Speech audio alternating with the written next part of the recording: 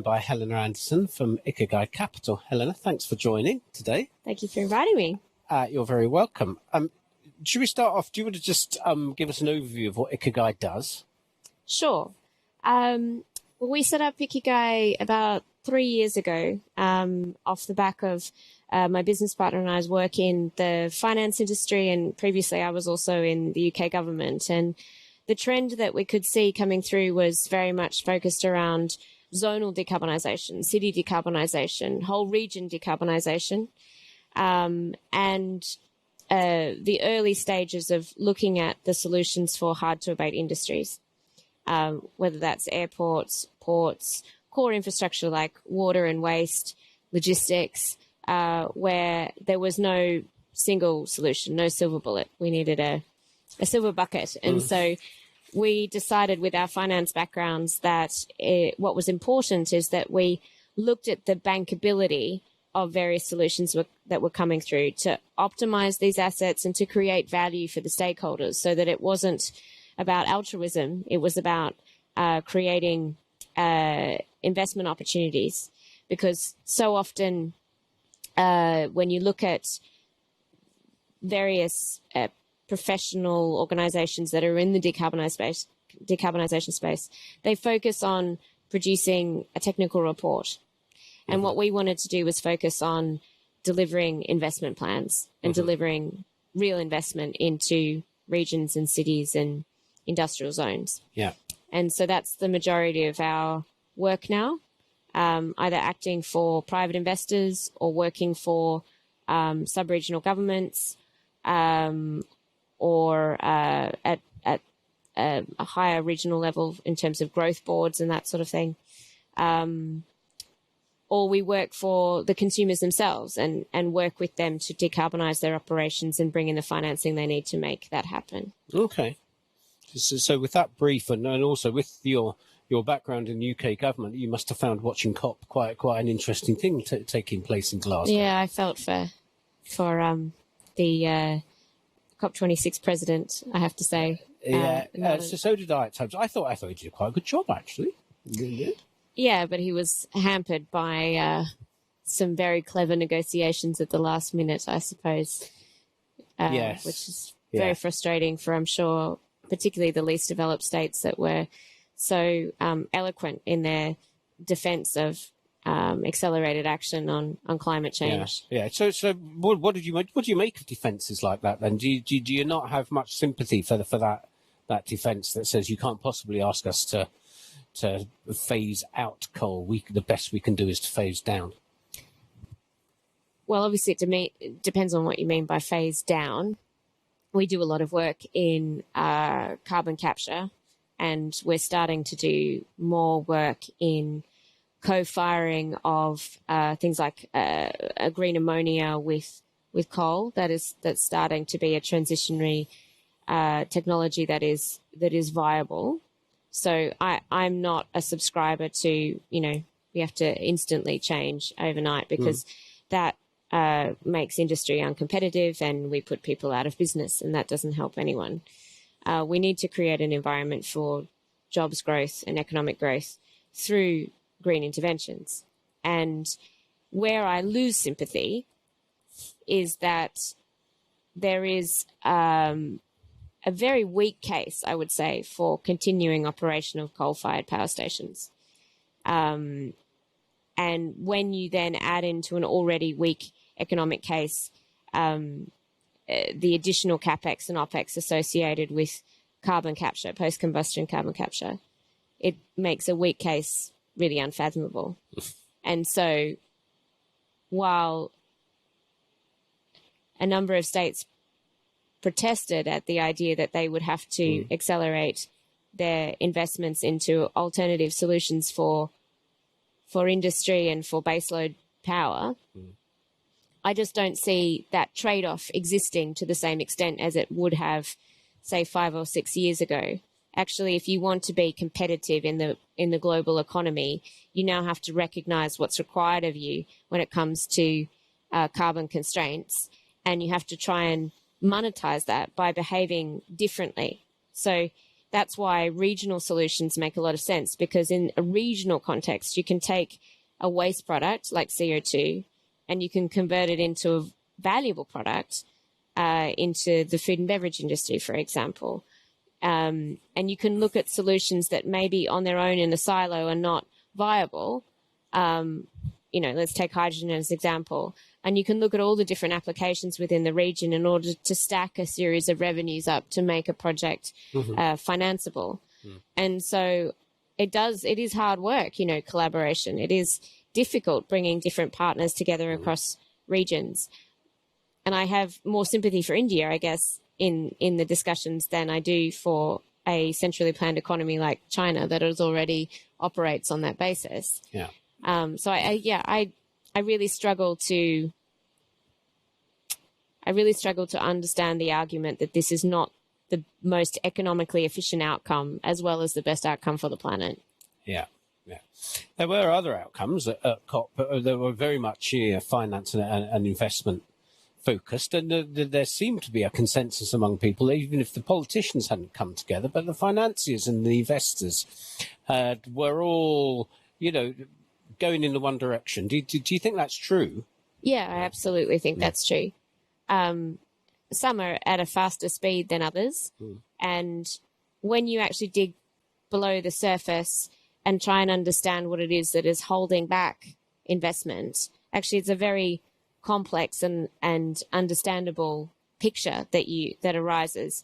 For some investors who've only ever focused on single asset classes, so they've come into the energy transition through the solar route or the wind route, their investment committees are saying to them, we need scale, we need commoditization of assets, we need to be able to deliver on something that we fully understand and then we can just roll it out.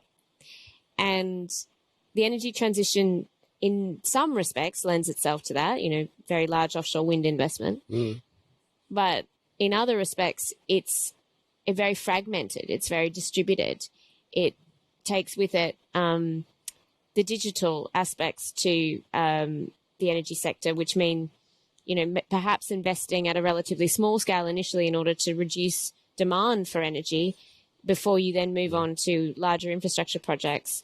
It requires a combination of different technologies coming together on a single project. Institutional investors really struggle with a lot of those things. That level of complexity and fragmentation is very difficult for an investor.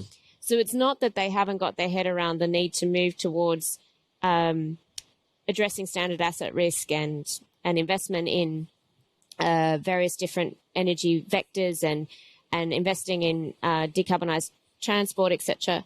It's that the nature of the asset classes requires a huge amount of internal education within funders to be able to make those investment decisions. But what I found really reassuring is we actually had a investor dinner last week after COP to kind of download from our clients how are they feeling and let's call it a disappointing result in some respects at COP26 has done is really, I guess, add to the burden that the private sector feels that they need to intervene and they need to send the right signals and they need to take action in the absence of governments being able to do so. And I think one of our clients made a very good point that we look at COP26 as perhaps not achieving everything that people had hoped. But when you look at all the announcements that the private sector made with COP26 as their focus, a single couple of weeks where everybody was aiming to make a positive announcement about change, we wouldn't have got the accelerated focus and we wouldn't have got those investments and those announcements but for everybody having that date on the calendar. So I think all it's going to do is spur on international investors to act faster and act independently and try to drive forward projects in the absence of government intervention. Yeah, and act collaboratively as well. And also you talked about, the need for some education. I think you said it was the internal education. Who's doing among people, even if the politicians hadn't come together, but the financiers and the investors were all, going in the one direction. Do you think that's true? Yeah, I absolutely think. Experience, we do a lot of that education because we often act for regional growth boards or local enterprise partnerships that are funded by government to try and bring those different stakeholders together and to educate them as to the basis on which investment in the various decarbonisation projects can be bankable and investable for them, and to understand what are their requirements in order to be able to move faster. I think there's definitely a role within banking and finance institutions to really staff up, provide more resources to their internal, not so much the sustainability teams, because it's really unrealistic to think any one sustainable team can get across the plethora of different solutions that we're all trying to manage, but rather to give their transactional teams the tools to know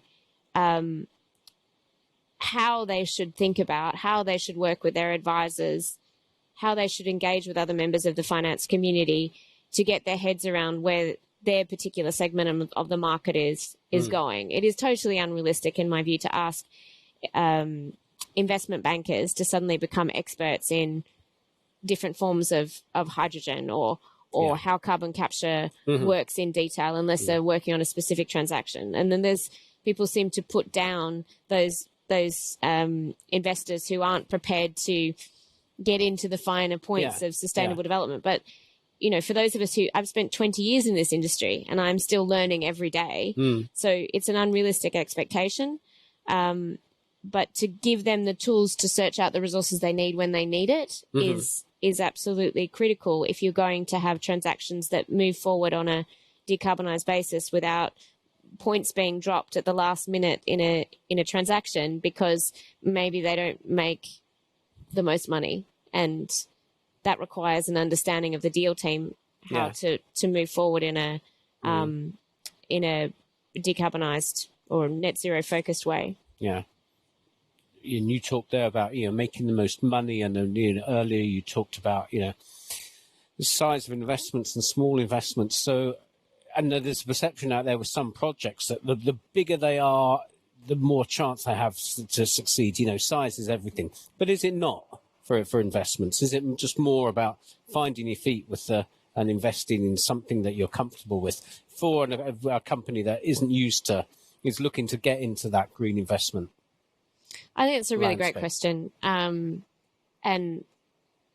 my experience in the industry was founded on the beginning of the solar boom, where once upon a time people would say, solar is terribly risky. Technology is very difficult to understand. And the deals were very small. We were doing 5 megawatts at a time. And what that experience taught me is that no one transaction has to be a £500 million deal.